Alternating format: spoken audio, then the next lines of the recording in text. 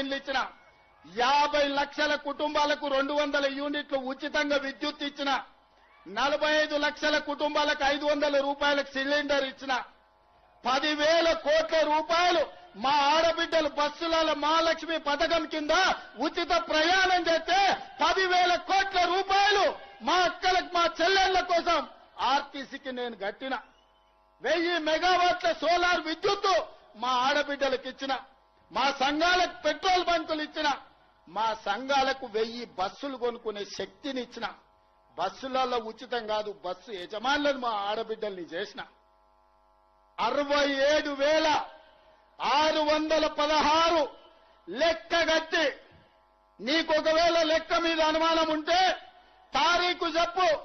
LB స్టేడియంలో assembly ఎదురుగా 67,616 ప్రభుత్వ ఉద్యోగ నియామకాలు చేపట్టి తెలంగాణ నిరుద్యోగ యువకులకు ప్రభుత్వ ఉద్యోగాలు ఇచ్చిన, 25,35,000 రైతులకు 20,616 కోట్ల రూపాయల రైతు రుణమాఫీ చేసిన, రైతు భరోసా కింద 27,000 కోట్ల రూపాయలు రైతుల ఖాతాలో వేసిన, 500 రూపాయల బోనస్ సన్న ఓట్లు పండించిన వాళ్ళకు ఉత్తమ్ కుమార్ రెడ్డి గారు ఇచ్చారు.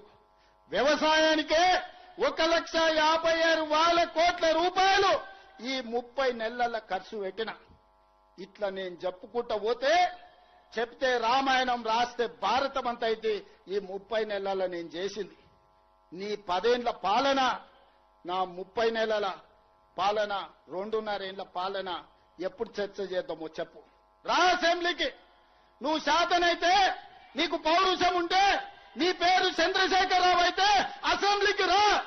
నీ 10 ఏళ్ల పాలన మీద, నా 2.5 ఏళ్ల పరిపాలన మీద చర్చ చేద్దాం. ఓవేళ చర్చలో ఓడితే అక్కడికక్కడ నేను నీకు క్షమాపణ చెప్తా. లేకపోతే నోరు మూసుకొని ఆ ఫామ్ హౌస్ లో బోర్ల బొక్కల వండుకొని నిన్ను అడిగినోళ్ళు లేదు, నిన్ను పట్టించుకునేవాళ్ళు లేదు. తాడు బొంగరం లేని వాళ్ళని ఇద్దరిని బిల్లా రంగల్ని ఊరి మీద కొదిలేడు. వాని మీద వీడి మీద వాడి ఇద్దరికి నమ్మకం లేదు. ఈయన పొద్దుగాల ప్రెస్ పెడితే ఆయన సాయంత్రం ట్విట్టర్లో పెడతాడు. ఈయన సాయంత్రం అది పెడితే ఇంకొక ఆయన గుడికాను బడికాను ఫోటో దిగుతాడు. మీకే పొంతం లేదు. మీరు మా గురించి మాట్లాడేది. ఇవాళ ఆయన ఉత్తమానికి లెటర్ రాసిండు. ఆ లెటర్ చదివితే నాకు నవ్వాలనో ఏడవాలనో కావాలి. 10 ఏళ్లు ఏడ్చినావు కాబట్టి ఆ కాళేశ్వరం కూలిపోయి ఈ రోజు 1,00,000 కోట్లు గోదావరిలో గలిచిపోయినాయి.